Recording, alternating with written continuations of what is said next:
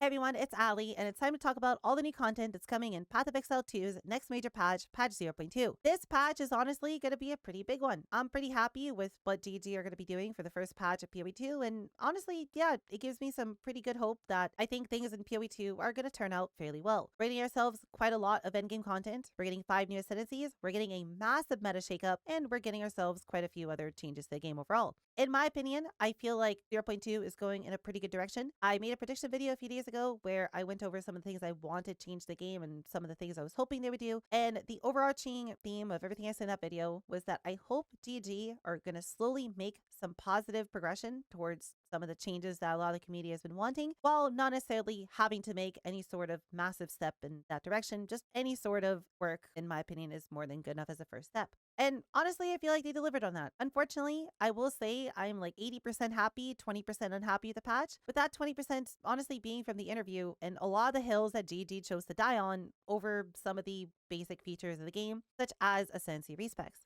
We'll talk about that at the end of the video, but first let's go over all the new things that are coming for 0.2.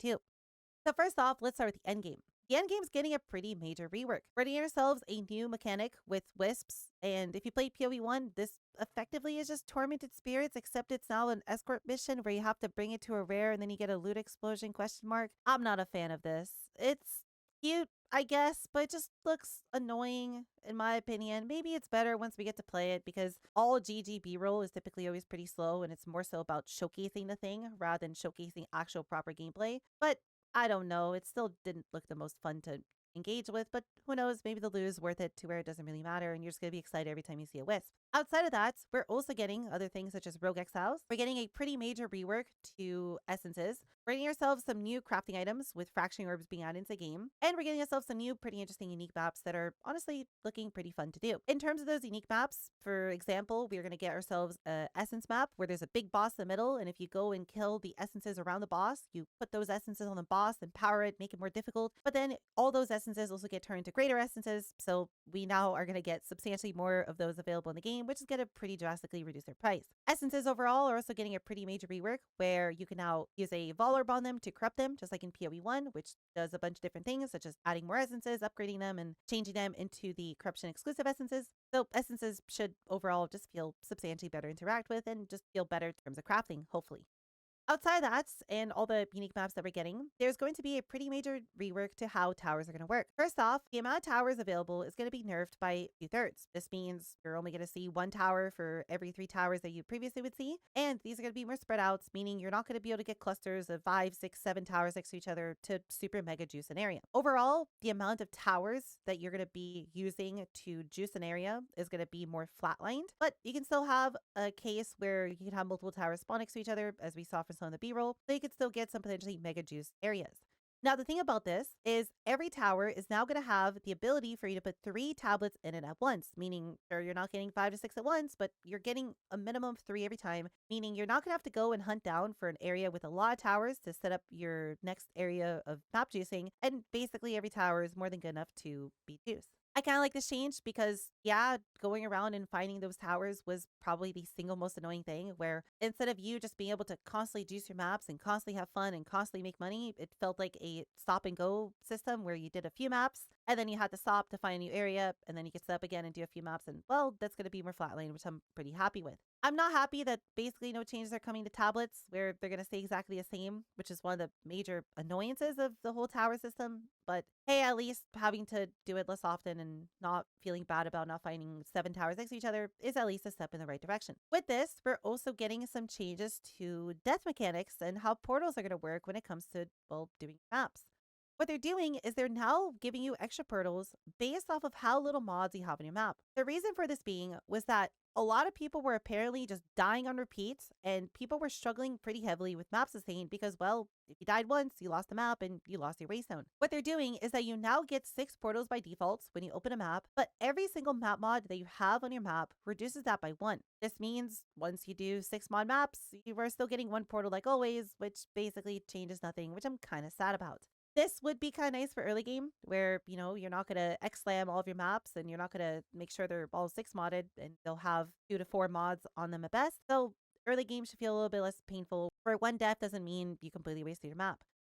I really hate that they're dying on this hill of us only having one portal in total. And because of these changes, it's actually overall a pretty net negative to gameplay in general for everyone. And they even confirmed this on the interview that they're going to work exactly like this, which is something that they quote unquote said they will fix within the week before the patch comes out. The issue here is that that portal is now consumed when you go inside, just like it is in PoE 1. So with you only having a singular portal to your map, that means if you go inside and someone whispers you for a trade, if you leave to do the trade, you cannot enter your map again. This, in my opinion, is pretty dumb, and I really hope they can fix this ahead of time. But again, why can't we just have 6 portals and completely just bypass this whole issue? They're even going as far as changing pinnacle bosses to where if you die in a pinnacle boss, you don't lose XP anymore, so they get more people to actually go and attempt them rather than just sell off their fragments only map. But why can't we just have 6 portals? I really don't get it. In terms of what's going to happen for the meta shakeup, well, you're getting a pretty major one.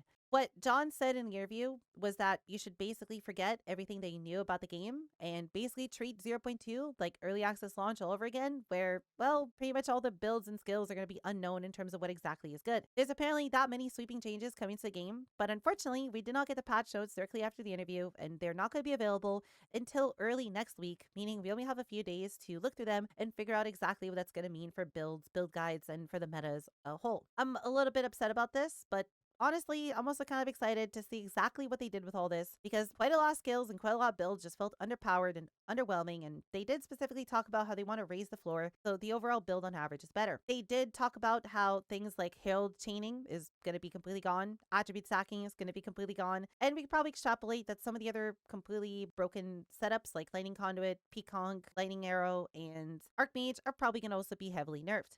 They did talk about how they want to build to do around 500,000 DPS as the most. And if any builds go over 500,000, they're probably likely to get nerfed to be reined down to anywhere between 50k to 500,000 DPS in total. I'm not sure exactly how I feel about this, but hey, let's see exactly how it turns out. We do know we're going to get 100 new supports. And if we want to think about it logically, we are getting spears added in with the Huntress Ascendancy. So probably 30 to 40 of those supports are going to be spear only or based around Huntress specifically. So there's going to be somewhere around 60, 70 or so supports that are going to be added into the game for basically everything else. When we break it down by different archetype, that probably means you are going to get somewhere around 4 to 5 new supports for whatever exactly you want to play. So honestly, that probably is going to, on average, probably going to give you at least 1 to 2 supports that are most likely worthwhile for you to consider for whatever build you play. That's great, and having more stuff to play with is always fun. Let's see exactly how those supports pan out.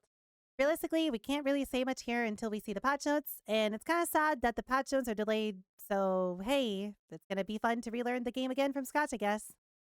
Lastly, the other major thing that they're adding in are 5 new Ascendancies. Now, these Ascendancies are actually pretty exciting, and I'm really, really looking forward to having fun with them because, well, they definitely cooked with them, and they're definitely a lot better than what we got on release.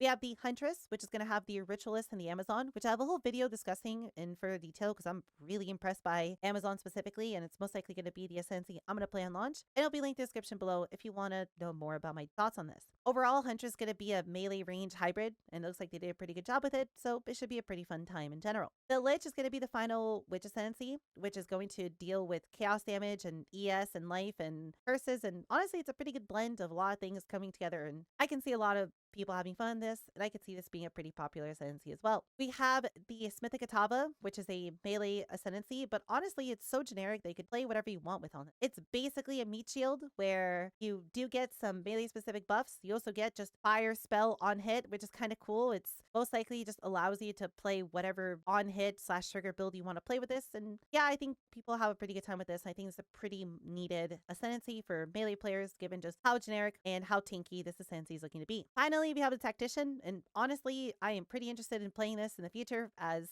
this ascendancy kind of does everything I'm looking for in a build. There's quite a lot to see here. It's a ballista ascendancy, it's a minion ascendancy, it's a support ascendancy, it's kind of everything in one, and honestly, it's a pretty cool mix of those things together. The build I'm personally kind of interested in is the Suppressive Fire builds, because Tactician has a node that allows you to scale your minions off of your dex and your strength, and it has a node that makes it so your weapon applies to your minions and your allies, and there's a skill that is effectively a minion skill where your minions use it, but you get to target it, so you're kind of playing a self-casting build. It's honestly a really cool concept, and I think this builds and this Ascendancy overall is probably going to be pretty interesting to a lot of players.